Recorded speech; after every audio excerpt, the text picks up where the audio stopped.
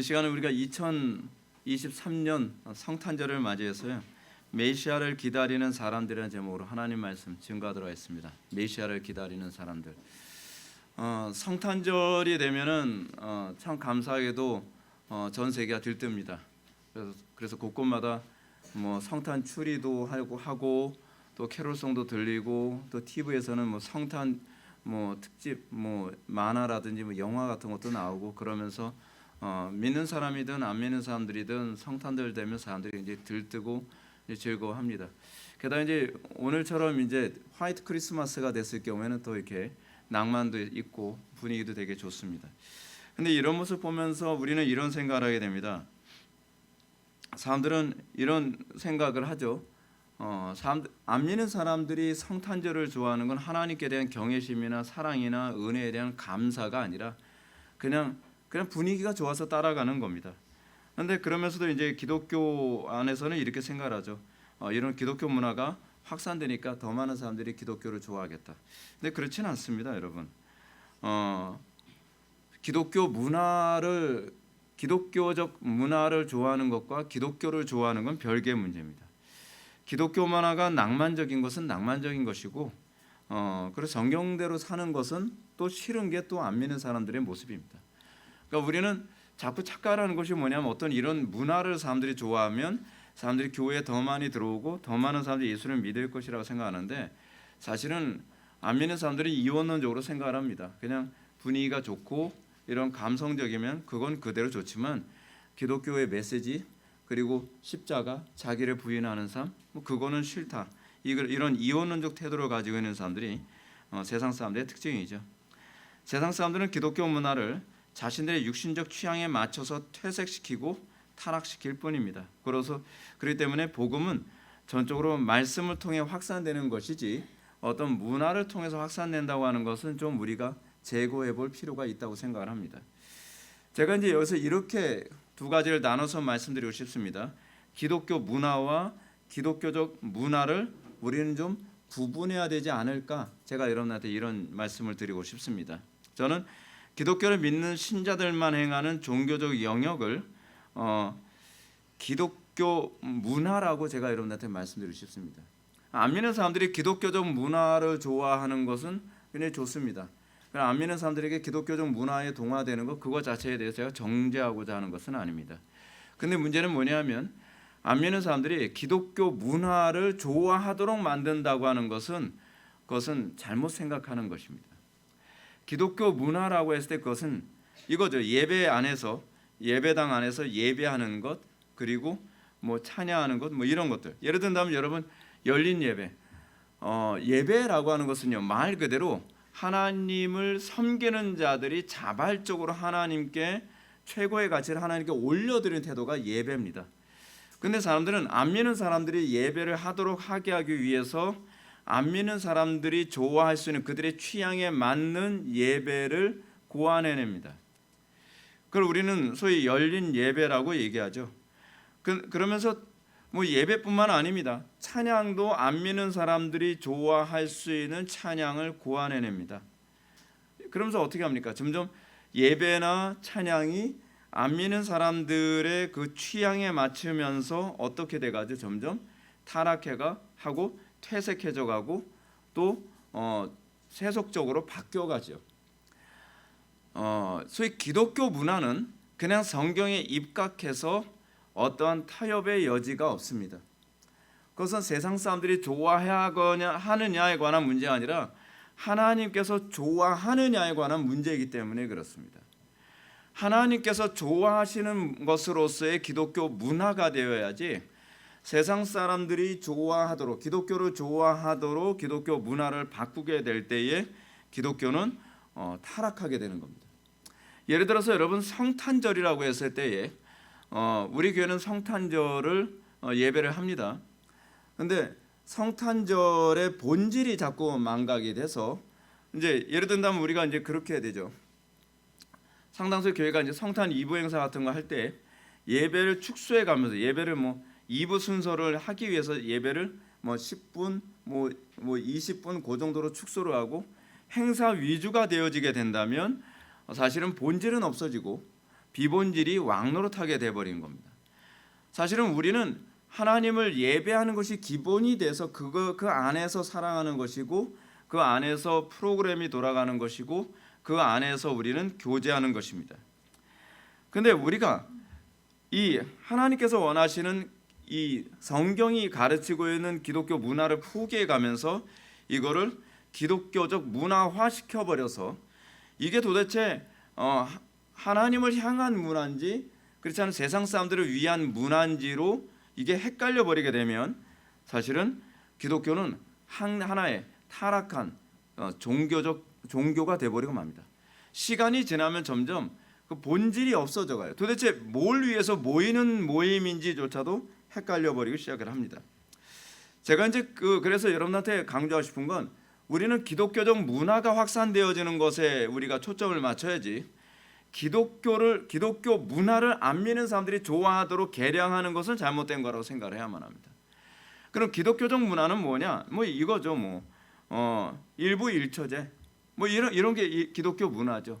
그리고 가정 안에서의 가정 윤리 이거 기독교 문화, 사회 윤리, 경제 윤리, 국가 윤리 이런 것이 기독교에 의해서 십자가 얘기 한마디 안 나오고 종교적인 색깔 하나도 없어도 성경의 원리와 성경의 사고가 구석구석에 들어가서 사회를 바르고 건강하고 올바르게 세워가는 것. 근데 그것이 우리에게서부터 시작되어야죠. 하나님을 예배하는 기독교 문화를 기뻐하는 사람들이 삶의 영역 안에서, 가정 안에서, 직장 안에서, 캠퍼스 안에서 각 영역 안에서 하나님께서 기뻐하시는 그 원리로 살아감으로써 안 믿는 사람들이 그 원리의 합리성을 인정하고 그 원리의 윤리성과 도덕성에 관해서 그 사람들이 인정하면서 자연스럽게 동화되어져 가는, 그래서 세상을 성화시켜 가는 것이 기독교적 문화라고 저는 생각합니다. 근데 오늘날 기독교는 이 둘의 위치를 바꿔버렸습니다. 그 경계도 불분명합니다. 일상적 윤리와 도덕적 문제에 있어서는 세상 사람들한테 손가락질 받으면서요, 종교적 문화를 세상에 강요해서 복음을 확산시킬 수 있을 것이라 생각을 합니다. 안 믿는 사람들 앞에서 굳이 기타 쳐가면서 찬양하고, 근데 여러분 그건 아니거든요. 그건 아닙니다. 종교적 문화와 종교 문화를 이걸 혼동을 해가지고 이게 뒤죽박죽 돼버리고 말이죠. 경계가 불분명합니다. 그러다 보니까 오히려 안 믿는 사람들이 얘기하죠. 야, 니네들 앞에 캠퍼스 같은 찬양하기 전에 니네들부터 좀 제대로 좀 해. 니네들부터 도덕성이 문제고, 니네들부터 비합리적이고, 니네들부터 몰상식하잖아 라고 하는 이런 얘기가 사실은 나와서는 안 되는 거죠. 이것부터, 우리부터가 성경적인 삶을 살아가면서 그 가운데 그 성경적인 문화를 바라보면서 그들이 교회 안에 들어와 그들이 기독교 문화에 동화되는 것은 문제가 되지 않죠. 근데 이 부분에 대한 경계가 불분명하니까 사람들이 자꾸 이상하게 돼가는 겁니다. 오늘 이제 본문 보게 되면 1절과 2절 말씀을 보면 우리가 이제 이런 부분을 좀 보게 됩니다. 헤롯 왕 때에 예수께서 유대 베들레헴에서 나심에 동방으로부터 박사들이 예루살렘에 이르러 말하되 유대인의 왕으로 나시니가 어디 계시냐? 우리가 동방에서 그의 별을 보고 그에게 경배하러 왔노라 하니. 오늘 본문에서 우리가 너무도 잘 아는 동방으로부터 온 박사들을 접해야 됩니다. 무슨 박사일까요? 철학 박사일까요? 이 박사라고 하는 사람들이 소위 그 하늘을 보고서 점치는 사람들을 얘기하는 겁니다. 이 사람들이요. 그러니까 뭐라고 얘기해야 되죠? 주술사라고 얘기해야 되나요? 그런 사람들입니다. 예. 이 사람들이 신학 박사라든지 그렇죠, 철학 박사 그런 박사들이 아니에요. 하여간 이 동방으로부터 온 박사들이 왔어요. 근데 수가 몇 명인지 모릅니다. 제가 그걸 한번 해봤어요. 요즘에 AI한테 야, 동방 박사가 예수님 별 보고 오는 거 한번 만들어봐 했더니 로딩이 쭉 걸리더니 예상대로 낙타 3마리에 사람 3명 타가지고, 여러분 3명인지 10명인지 1명인지 모릅니다. 여러분 성경에는 동방 박사가 몇 명인지 언급되어 있지 않아요. 근데 하도 동방 박사 3명이라고 얘기를 하니까 AI도 헷갈려가지고 자기도 3명으로 만들어 버리는 거예요. 여러분 동방박사 몇 명인지 성경에 기록되어 있지 않습니다. 그건 우리가 모릅니다. 그들의 직업이 무엇인지도 불분명합니다. 선명하진 않아요. 단지 우리가 알 수 있는 것은 그들이 유대인이 아닌 이방인이었다는 사실입니다. 여러분, 이 중요한 굉장히 충격적인 사실입니다. 유대인들은 예수님의 탄생에 관해서 무관심하고 알지도 않고 잠만 자고 있습니다. 그들은 그냥 예수님이 탄생하신, 여러분 예전에 제가 설교할 때 그런 말씀을 했지만, 동방박사가 아기한테 경배하러 온 것은요, 갓 태어난 아기한테 경배하러 온 것이 아닙니다. 어느 정도 자란 그 아기를 보고 경배하러 온 거죠. 근데 온 나라가 사실 축제 분위기에 있어야 되고 정말 사람들이 흥분의 도가니 안에 있어야 되는데, 문제는 유대 사회 안에서 잠잠하더라는 겁니다. 아무도 예수님의 탄생에 대해서 관심도 없고 알지도 못하고 그냥 생각도 하지 않습니다. 하나님의 언약이 성취됐습니다. 수천 년 동안 그들이 기대하고 또 기도하고 또 소망하던 언약이 성취됐는데, 정작 유대인들은 그거에 대해서 관심이 없습니다. 오히려 이방 세계 안에서 이방인들이 낙타를 탔는지 늑대를 타고 왔는지 모르겠는데 하여간 왔어요. 그 사람들 뭐 타고 왔는지 뭐 얘기 없습니다. 뭐 에쿠스를 탔는지 리무진을 탔는지 뭐 티코를 탔는지 뭐 그런 건 몰라요. 근데 그 사람들이 왔어요. 근데 그 사람들이 왔을 때 그 사람들은 흥분돼 있어요. 그들은 하나님의 예언이 드디어 성취됐다 하면서 그 사람들은 흥분되어서 여기 왔습니다. 근데 여러분 어떤가요? 성탄절을 맞이하는 우리들의 모습하고도 별반 다르지 않지 않습니까? 우리가 왜 성탄절이 되면 흥분해야 되나요? 그 이유는 뭐냐면 그분이 우리에게 구원자이시기 때문에 그렇습니다. 예수님을 통해서 나에게 그 언약이 성취되어졌는가에 관해서 우리는 그것에 흥분되어져 있어야만 합니다. 저는 성탄절 지키는 것에 관해서 별로 불만 없습니다.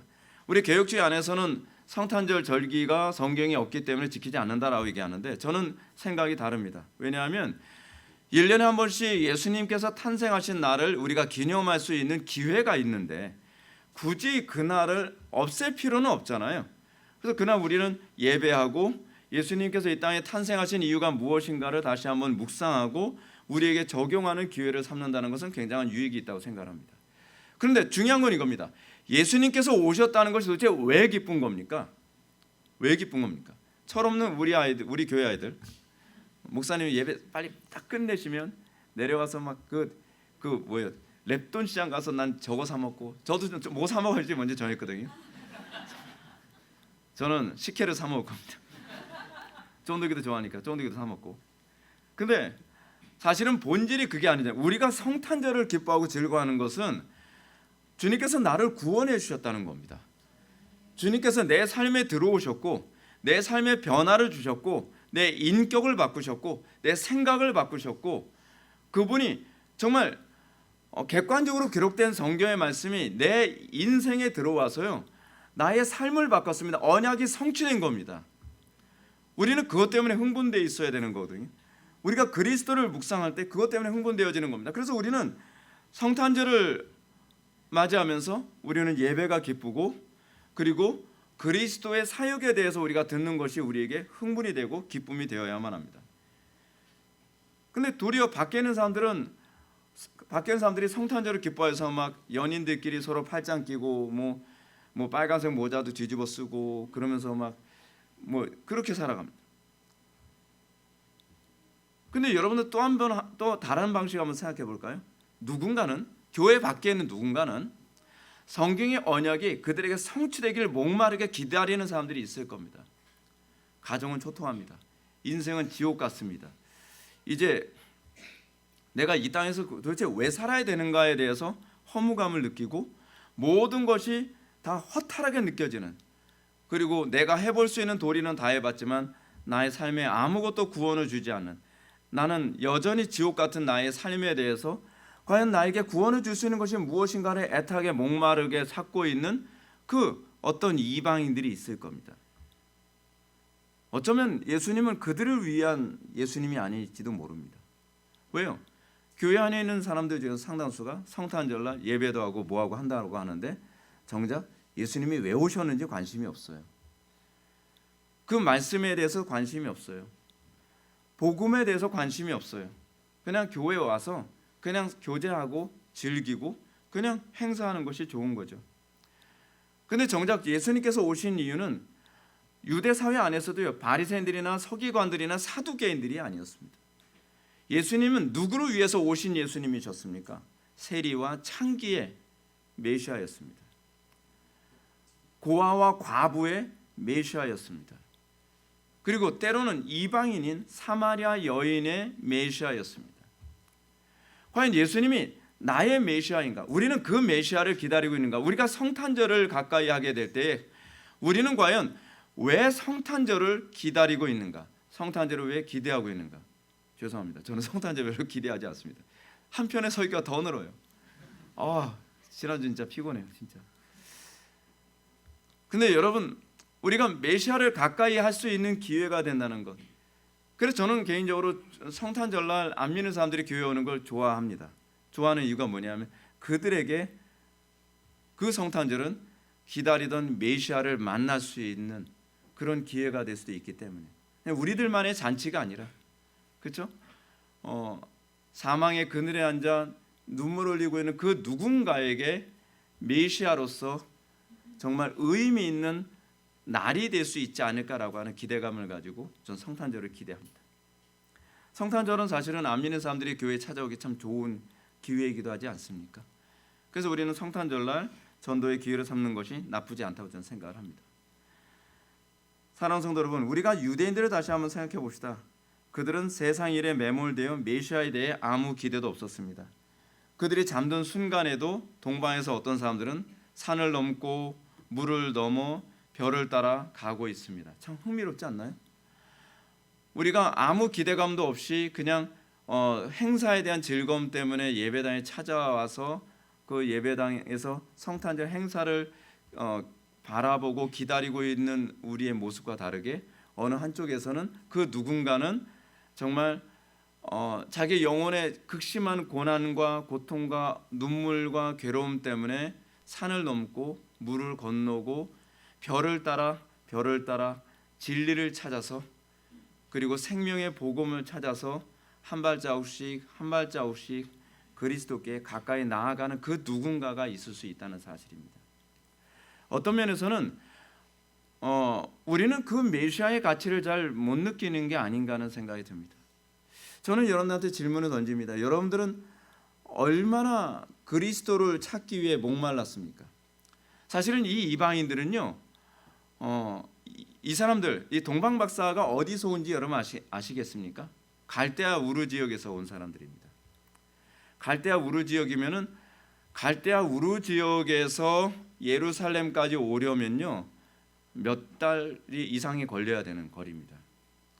그 먼 거리를요 그 사람들은 낮에 이동하는 것이 아니라 밤에도 이동을 해야 되는 겁니다. 왜요? 별을 봐야 되니까. 낮에 별이 안 뜨잖아요. 그러니까 얼마나 피곤해요. 자고 싶지 않겠습니까? 그런데 밤에 별이 뜨기 때문에 피곤해도 그 사람들은 별을 보며 별의 인도를 따라서 예수님께 찾아오고 있는 것이죠. 우리 인생을 생각해 보면 그렇습니다. 저도 인생 살면서 굉장히 고달팠거든요. 인생 살면서 도대체 왜 살아야 되는지도 모르겠고, 제가 여러분한테 그런 고백을 많이 하잖아요. 저는 진리에 대해서 굉장히 관심이 많았다고요. 그래서 중학교 때서부터도 좀 현명하다고 하는 선배들 만나서 좀 현명한 얘기를 한번 듣고 싶었어요. 귀담아 듣고 싶었어요.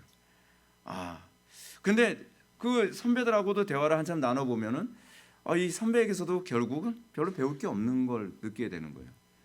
현명한 사람은 없나? 도대체 진리는 어디 있지? 그래서 제가 10대 때 관심을 가졌던 게 그 시세로의 글 같은 거에도 제가 관심이 많았습니다. 시세로가 명언을 딱 하면 이건 내 인생에서 붙들고 살아야 될 것 같은 거예요. 그래서 책상 앞에도 붙여놓고 또 어떤 철학자의 글 있으면 또 그거를 천정에도 붙여. 천정에 붙이는 이유는 뭐냐면 누워서도 봐야 되니까 벽에도 붙여놓고 그러면서 그래 저렇게 살아야지. 저게 내가 살아야 될 길일지도 모르겠다. 근데 살아가는데 한계가 있는 거예요. 한계가. 여전히 내 마음속의 공허감을 해결할 수가 없는 거죠. 근데 교회에서는 사실은 복음이 없었거든요. 도대체 교회에서 들은 게 하나도 기억이 안 나요. 나는 교회에서 뭘 들었는지 모르겠더라고요. 그냥 교회는 그냥 친구들 만나러 가는 것이 아니었나 이런 생각이 듭니다. 근데 그런 가운데서도 교회 선생님들한테 질문을 던지는 거죠. 이런 질문 저런 질문, 여러분들이 맨날 저한테 하는 질문, 그 제가 다 했던 질문들. 그러면 질문을 딱 던지면 지금 제가 생각해보면 굉장히 기초적인 질문을 했거든요. 그런데 선생님들이 굉장히 당황해요. 당황하면서 야 그냥 믿는 거야. 저는 사실은 별을 따라가고 있는 거거든요. 저는 산을 넘고 있는 중이고 또는 강을 건너고 있는 중인지도 모르겠어요. 근데 저는 그 어두운 가운데서 보여지는 별 하나만을 바라보면서 설교 시간에 그렇지 않으면 성경을 읽다가 궁금해서 질문을 던지면 그 질문에 대해서 아무도 그래 저 별을 따라가는 거야 라고 가르쳐주는 사람이 없는 거죠. 그냥 막연하게 그냥 별을 보는 것으로 만족하면 돼. 그런 식으로 저한테 얘기를 하는 거예요. 혼란스러웠죠. 굉장히 혼란스럽습니다. 근데 유대인들이 그렇지 않나요? 유대인들이요. 예언은 가지고 있는데 예언의 성취에 대해서는 별로 기대하지 않고 있는 겁니다. 별이 떴는데 그들은 그 별을 바라보지도 않습니다. 언약이 성취되고 있는지도 모릅니다. 여러분 어떤가요? 여러분들은 하나님의 언약이 성취돼가고 있는 것을 여러분 발견하고 있나요? 여러분들은 그 진리를 찾아서 여러분 생명을 찾아서 여러분들은 동방에서 그 별을 보고 찾아오는 동방 박사들처럼 여러분들 그 별을 주목하며 하루하루의 인생을 살아가고 있나요? 저는 여러분들이 지금 목사님 저는 아직 거듭나지 않은 것 같아요. 별로 중요하지 않습니다. 여러분들이 별을 바라보고 찾아가는 걸 멈추지만 마십시오. 동방의 박사들이 별을 바라보고 그들이 만약에 멈췄다고 한다면 강이 막혀서 못 가겠다. 산이 너무 높아서 못 가겠다. 길이 너무 험해서 못 가겠다. 그렇지 않으면 도적대가 우글우글한다고 소문이 있으니 못 가겠다. 거기서 멈추면 안 됩니다. 저는 여러분들이 멈추지만 않기를 바랍니다. 여러분들이 강단에서 저는 계속적으로 여러분한테 선포하고 싶은 것이 겁니다. 동방의 별을 따라가는 것이 틀리지 않았다는 것을 여러분한테 확신을 심어주고 싶은 겁니다. 수많은 유사한 별들이 많습니다. 때로는 동방에서 바라보는 그 별보다 더 밝은 인공위성이 있을 수도 있습니다. 저는 어렸을 때 우리 외할머니 제가 굉장히 사랑했거든요. 외할머니가 딱 돌아가시고 나서 굉장히 마음이 공허했어요. 하늘의 별을 봤더니 별이 유난히 반짝이는 별이 있더라고요. 저 별은 우리 할머니 별이 아닐까? 누군가 그러더라고요. 야 저거 인공위성이야. 아 그렇구나. 예. 여러분 우리가 그런 것에 속아 넘어가지 않을까 걱정이 됩니다. 제가 어떻게 하든지 성경을 정확하게 바르게 증거하려고 하는 이유는 우리 주변에 그리스도께로 인도하는 그 밝은 별과 너무 유사한 인공위성 같은 별들이 사방에 너무 많이 떠 있다는 겁니다. 그래서 여러분들이 그 길을 잃지 않도록 저는 돕고 싶고, 그리고 여러분들이 강과 물과 또는 산이 여러분들을 길을 막고 있더라도 여러분들이 그 별을 따라 가기만 한다면, 제가 줄 수 있는 건 그거거든요. 제가 여러분들을 거듭나게 해줄 수는 없습니다. 제가 여러분들에게 믿음을 심어줄 수는 없습니다. 그러나 저는 여러분들에게 저 별이 우리가 따라가야 될 진짜 별이라고 하는 것을 얘기해 줄 수 있는 것은 제 소명입니다. 자, 그런데 사람들이 그것에 대해서 막연하게 별을 바라봅니다. 따라가지 않습니다. 왜 그럽니까? 너무나 끔찍하지 않습니까? 누가복음 2장 34절부터 35절 말씀 보면 이렇습니다. 시온이 저에게 축복하고 그 모친 마리아에게 일러 가로되, 보라, 이 아이는 이스라엘 중에 많은 사람이 패하고 흥함을 위하여 비방을 받는 표적이 되기 위하여 세움을 입었고 또 칼이 내 마음을 찌르듯 하리라. 이는 여러 사람의 마음의 생각을 드러내려 함이니라 하더라. 이것이 바로 예수께서 그리스도라는 이 메시아의 탄생이 가져오게 될 엄청난 의미입니다. 메시아의 탄생은요 이렇습니다. 여러분들에게 그냥 즐겁게 복을 주기 위한 것만이 아니라 예수님의 탄생은 이제 그 별을 따라가는 자에게는 구원이요 그 별을 무시하는 자는 심판이라는 것을 우리들에게 얘기해 주고 있습니다. 복음의 두려움이 뭔지 아십니까? 여러분들은 복음을 너무 낭만적으로 생각하는 경향이 있죠. 여러분은 복음을 들으면서 그래 예수 믿고 구원받으라는 얘기구나. 아니요, 반대 의미도 있습니다. 안 믿으면 심판을 받으리라. 그 계시를 무시하면 심판을 받으리라. 구원과 심판이라는 동전의 양면을 우리에게 제시하고 있는 것이 복음의 양날입니다.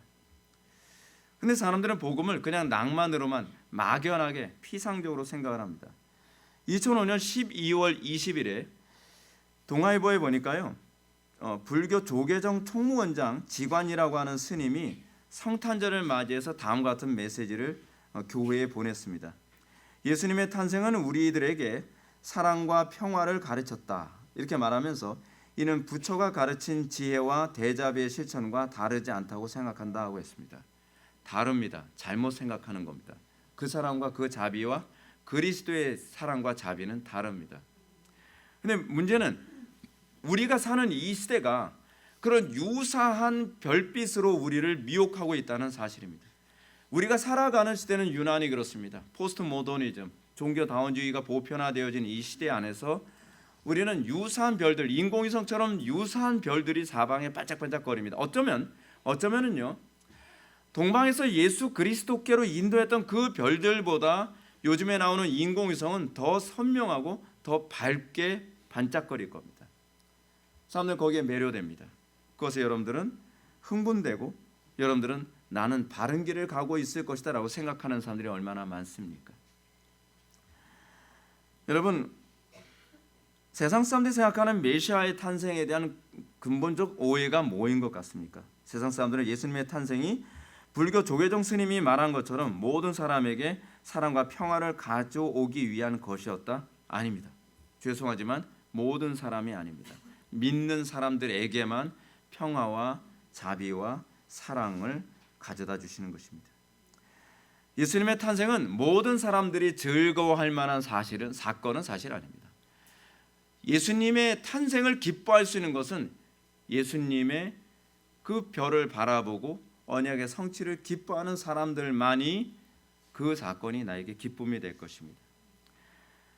왜 그렇습니까? 예수님의 탄생은 이스라엘 중 많은 사람의 흥하고 패함을 위하여 비방을 받는 표적이 되기 위해 세움을 입었기 때문에 그렇습니다. 주님의 오심은 모든 사람의 생각을 드러내기 위해 칼로 마음을 찌르듯 할 것입니다. 고로 예수님의 강생하심은 하나님을 적대시하고 회개하지 않는 타락한 세상에겐 심판을 선포한다는 의미가 있습니다. 설교가 어떻습니까? 여러분들 마음이 편합니까? 여러분들 설교 들으면서 여러분들 어떻습니까? 여러분들 마음을 찌르는 것 같지 않습니까? 여러분들에게 끊임없이 저 동방의 별을 향해서 가라고 여러분들에게 강요하는 것 같지 않습니까? 여러분들은 그럽니다. 목사님, 좋아요, 맞아요. 그런데 제 삶 속에서는 그 별을 향해서 가기에는 너무나 많은 산들이 가로막고 있는데요, 너무나 넓은 강이 가로막고 있는데요. 근데 성경은 우리에게 뭐라 얘기합니까? 그것을 믿음으로 따라가는 사람들에게만 메시아를 만나는 기쁨과 환희가 주어질 거라는 것입니다.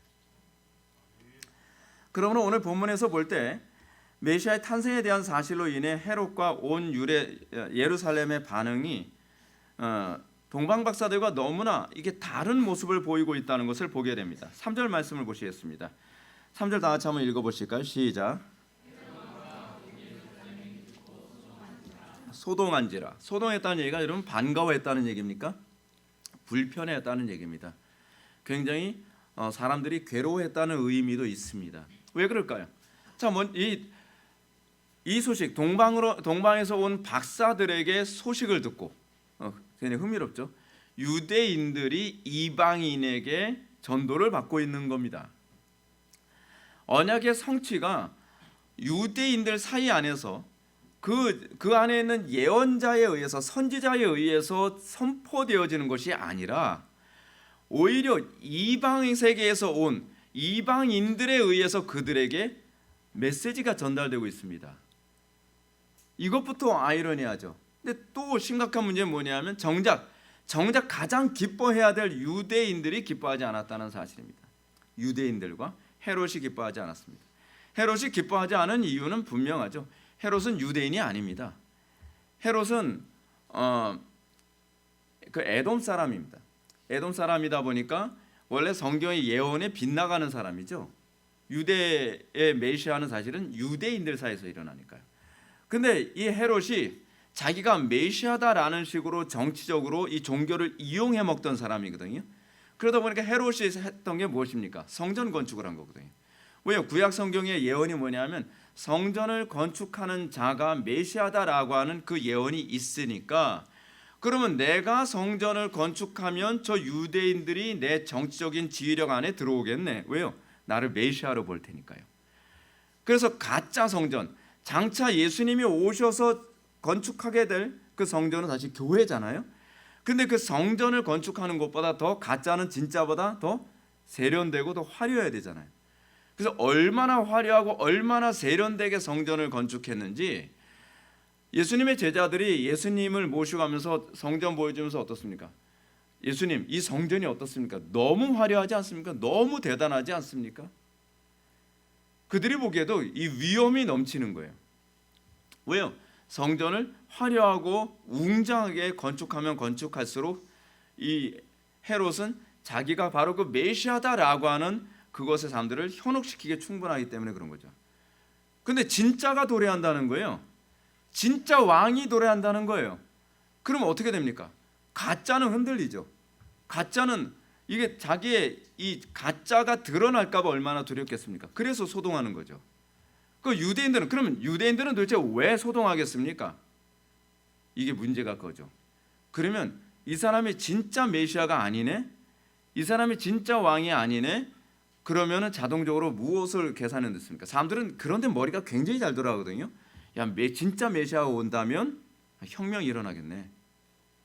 전쟁이 일어나겠네. 그렇지 않겠어요? 메시아가 와서 그러면 가짜를 퇴출시키기 위해 군사를 모집하고, 그리고 이 군사력을 또 모으고 나면은 자기네들 피를 흘려야 될 게 아니에요. 성벽을 타올라야 되고. 그러니까 이 사람들은 메시아가 오는 게 불편한 거예요. 아니 그냥 헤롯으로도 좀 살만한데 뭐 굳이 지금 또 이 상황에서. 게다가 또 예수님이 오시면 어떻게 해요? 이게 로마하고도 또 싸워야 되잖아요. 전쟁을 해야 돼요. 전쟁하는 거 좋아하는 사람들이야 뭐 좋다 쳐요. 그러면 여러분들 뭡니까? 궁극적으로 헤롯이나 유대인들에게 있어서의 산과 강은 뭡니까? 헤롯에게는 왕권이죠. 왕권 때문에 예수님의 메시아 되심을 받아들일 수 없는 겁니다. 그러면 유대인들에게 무엇입니까? 희생하는 게 싫은 겁니다. 유대 왕국이 새로운 메시아를 통해서 다시 일궈지려면 또 그 전쟁하고 싸우고 그게 싫다는 거죠. 그러니까 사람들이 예수님의 메시아 되심에 대해서 소동하기 시작을 하는 겁니다. 특히 이제 예수님을 십자가에 못 박은 이유가 뭡니까? 바리새인들이나 사두개인들, 종교 지도자들이 모여서 회의를 하죠. 야, 저 사람이 메시아인 게 맞는 것 같은데 저 사람이 메시아가 맞으면 그럼 또 로마하고 또 싸워야 될 게 아니야. 그래서 나온 말씀이 요한복음 12장 48절입니다. 예수님 십자가를 못 박는데 결정적인 메시지죠. 만일 그를 이대로 두면 모든 사람이 그를 믿을 것이요 그리고 로마인들이 와서 우리 땅과 민족을 빼앗아 가리라. 이제 예수님을 통해서 로마와 대전쟁을 하게 될 게 이게 피곤한 겁니다. 예수님이 이 유대인들과 함께 로마와 싸우는 전쟁을 하게 되면은 이제까지 로마에게 힘을 입어서, 사실 로마의 권력을 힘입어서 사실은 호가호위한 게 누굽니까? 이 사두개인들이거든요. 종교 지도자들. 그러니까 종교 지도자들이 자기 권력을 뺏기 싫으니까 저놈만 제거하면 앞으로 우리 사두개인들의 삶은 권력은 계속 유지되겠다. 저 제거하자. 그래서 십자가에 못 박은 겁니다. 그런 사두개인들에게 있어서의 산과 바다는 무엇이었겠습니까? 그들의 안정이죠. 자, 여러분들하고 얘기합시다. 여러분들은 왜 우리는 저 별, 동방에는 저 별을 따라가기만 하면은 우리에게 구원이 있고 하나님의 언약이 우리에게 성취된다라고 제가 그렇게 논리정연하게 성경의 근거를 가지고 여러분한테 말씀드리지만, 여러분들은 왜 그 별을 따라가는 것을 두려워합니까? 여러분들의 앞길을 막고 있는 그 강은 무엇이며 여러분들의 앞길을 막고 있는 그 산은 무엇입니까? 우리는 그게 두려운 거죠. 십자가를 따라가면, 저 메시지를 따라가면, 저 예수님을 따라간다면 나는 많은 어려움이 있을 거예요. 가정에서, 직장에서, 사업을 하는 데 있어서 우리에게서 너무나 많은 많은 산들이 우리 앞을 막고 있다고 생각을 하는 거죠. 그래서 우리는 소동합니다. 바른 말씀이 선포되어지는 곳에 사람들은 기뻐하지는 않습니다. 소동합니다. 사람들 마음속에는 소동이 일어납니다. 내가 굳이 저렇게 살아야만 하나? 그 예수 믿고 천당 가는 게 저렇게 어려운 건가? 아니 그냥 예수 믿고 그냥 교회만 잘 왔다 갔다 하면 되는 거 아니야? 근데 성경은 그러지 않습니다. 우리의 마음속에 소동이 일어날 거라고 얘기합니다. 우리 속에 지진이 일어납니다. 우리의 마음속에 두려움과 갈등과 고통이 오게 됩니다. 어떤 사람이 예수님을 따르겠다고 얘기합니다. 주여 내가 주님을 따르기 원하나이다. 나를 따라오려거든 자기를 부인하고 자기 십자가를 지고 나를 따를 것이니라. 그 사람 마음속에 소동이 일어납니다. 주여 제가 제 부모를 장사 지내고 제가 주를 따르게 하소서. 죽은 자가 죽은 자를 장사하고 너는 나를 따르라. 마음속에 소동이 일어나기 시작을 합니다. 부자 청년이 얘기합니다. 주여 영생을 얻으려면 어떻게 하면 되겠습니까? 10계명을 다 지켜라. 주여 어렸을 때서부터 다 지켰나이다. 그래? 그렇다고 한다면 내 모든 재산을 팔아 이웃과 나누고 너는 나를 따르라. 그 청년의 마음속에 소동이 일어납니다. 우리가 매주마다 설교를 들을 때 매번 하나님의 말씀을 들을 때 우리 속에서 일어나는 소동이 그거 아닌가요? 목사님 그 말씀대로 한다면 저는 친구와 단절을 해야 되고 그 말씀대로 한다면 저는 제가 즐기던 그 무엇인가를 이제 끊어야 되고 그 말씀대로 한다면 저는 무엇인가를 손해봐야 되고 그 말씀대로 한다면 제 미래를 포기해야 되는데요. 우리 마음속에 소동이 일어납니다. 근데 그게 복음입니다. 복음은 우리에게 소동을 일으킵니다. 그것이 성경이 가르치는 복음입니다. 여러분들은 복음이 그냥 마냥 달콤할 거라고 생각을 합니까? 그렇지 않습니다.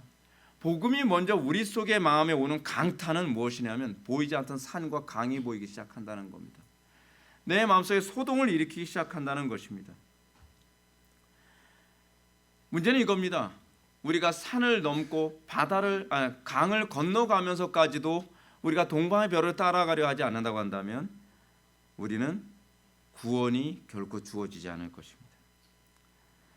다시 본문으로 돌아갑시다. 오늘 본문에서 우리는 메시아를 기다리는 두 종류의 사람을 발견하게 되었습니다. 첫 번째 사람들은 이방인이었지만 메시아의 탄생을 기꺼이 기뻐하고 즐거워하며 강을 건너기를 주저하지 않았고 산을 넘기를 주저하지 않았고 그 고된 그 먼 거리, 그 몇 달이 되는 그 먼 거리, 요즘처럼 뭐 여인숙이 있는 것도 뭐 여관이나 뭐 그런 숙박 시설이 잘 되어 있는 것도 아니고 안전이 보장되어 있는 것도 아니고요. 그 위험한 길을 걸어가면서 예루살렘까지 오는 그런 이방인들이 있었습니다. 또 다른 부류의 사람이 있습니다. 그 사람들은 어렸을 때서부터 수천 년 전서부터 율법을 받았고 모세의 가르침을 알고 있었던 사람들입니다. 근데 그들은 그 별이 떴어도 관심이 없습니다. 그리고 그들은 동방에서 온 그 이방인들이 얘기하는 메시아의 탄생에 대한 메시지를 들었을 때 그들은 기뻐하지 않습니다. 그들의 마음속엔 소동이 일어납니다.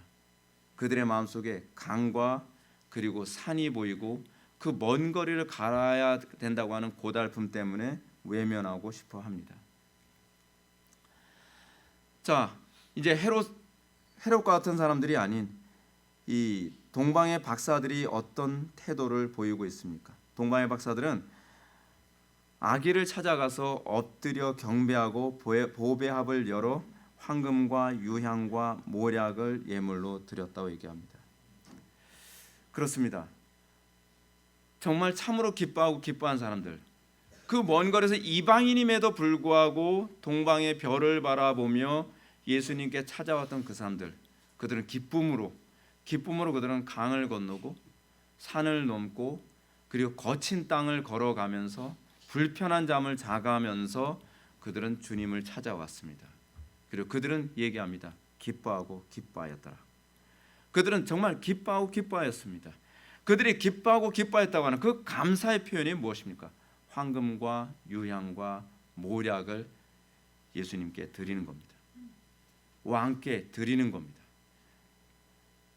그 왕께 모든 복종을 표현하며 그 왕께 헌신을 고백하며 그 왕께 감사를 표현하는 그 모습을 보게 됩니다. 자, 우리 성탄절을 맞이했습니다. 우리에게서 복음은 어떤 것입니까? 우리에게서 그리스도는 어떤 존재입니까? 우리는 그리스도를 그 그리스도의 그 메시지를 우리는 기뻐하고 기뻐합니까? 그래서 우리는 날마다 선포되어지는 그 말씀 앞에서 내 황금과 유향과 모략을 주님께 바치기를 기뻐하고 있습니까? 여러분들 심령 속에 그 놀라운 은혜가 있어지기를 주님의 이름으로 축원합니다. 기도하시겠습니다. 사랑이 많으신 하나님, 우리가 동방의 박사들처럼 그 별을 보고 그 많은 장애를 극복하며 그 예언의 성취를 목도하고 감사했던 그 삶을 살기를 원합니다. 우리에게 정말 하나님의 언약의 성취를 기뻐하고, 그래서 우리가 그 앞에서 우리의 황금과 유향과 모략을 바칠 수 있는 믿음을 허락하여 주옵소서. 우리의 마음속에 그 복음을 받아들이기 힘들어하는 산과 또는 강과 또 거친 길이 있다 할지라도 우리가 기쁨으로 그 모든 것을 극복하여 우리가 언약의 성취를 맛보게 하여 주옵소서. 예수님의 거룩하신 이름으로 기도 올려옵나이다. 아멘.